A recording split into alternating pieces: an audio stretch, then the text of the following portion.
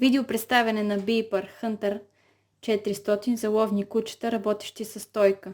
Устройството е подходящо за всички континентални и островни птичари при лова на бекас и други птици обект на лов.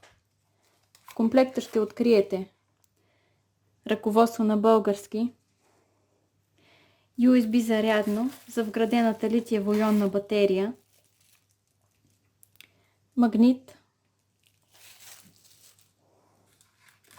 здрав силиконов нашийник с дължина 70 см, самия Beeper.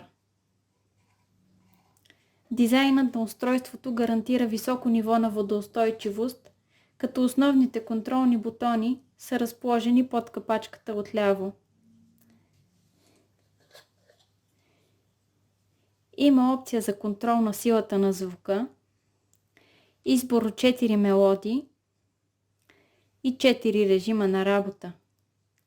При режимите 10, 20 и 30 устройството издава звук през съответния интервал от 10, 20 или 30 секунди по време на движение на кучето. В момента, в който кучето направи стойка, Beeper започва да издава звуци с по-голяма честота. При режим P Point Beeper издава звук единствено когато кучето е на стойка. Устройството се стартира посредством магнитен превключвател, като се използва магнитчето от комплекта. При доближаване до дясната капачка ще чуете звуков сигнал, който показва, че Beeper е стартиран.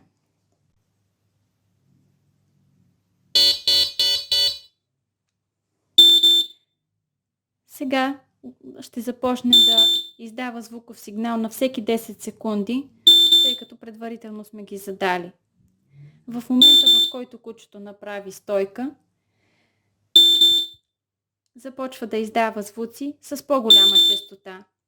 За да изключите устройството, е необходимо да доближите магнита отново.